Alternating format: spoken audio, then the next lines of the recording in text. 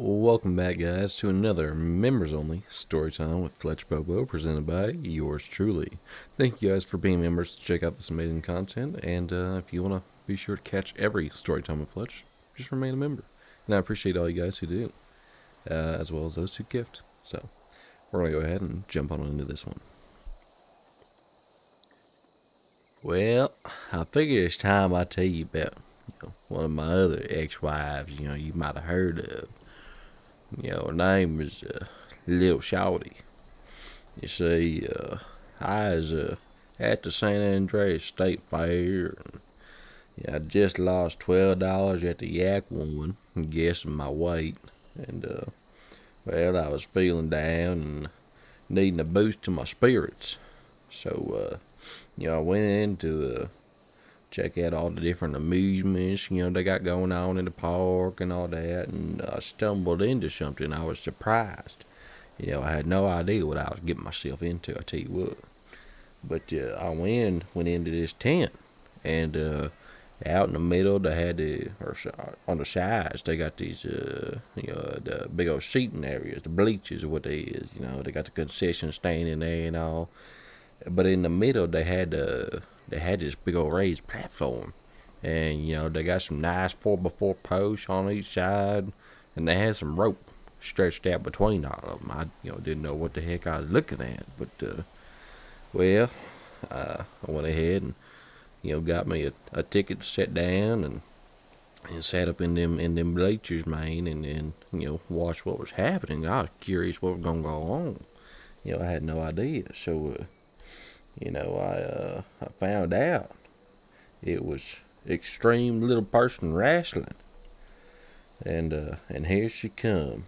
She come in riding on her 12-inch pony, Little Shawty, she did. Her beautiful mane flowing in the wind, and so was the ponies.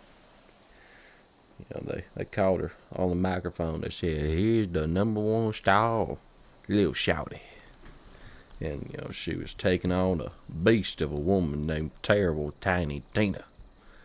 And, Little Shawty, she jumped up on the bottom turnbuckle and did a flying elbow into Tiny Tina's forehead. And then she got her in an 8th Nelson. And that's how I knowed I was in love.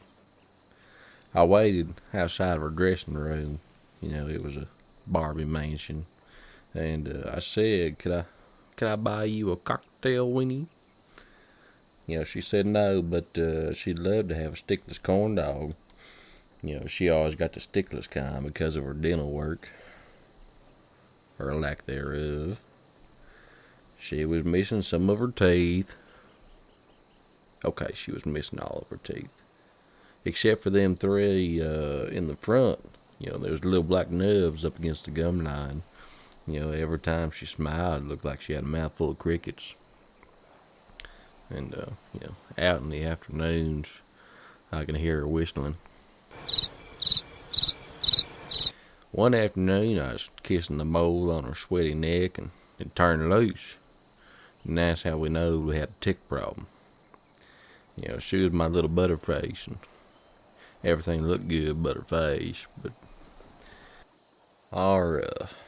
our relationship went on the decline after her wrestling career was growing up.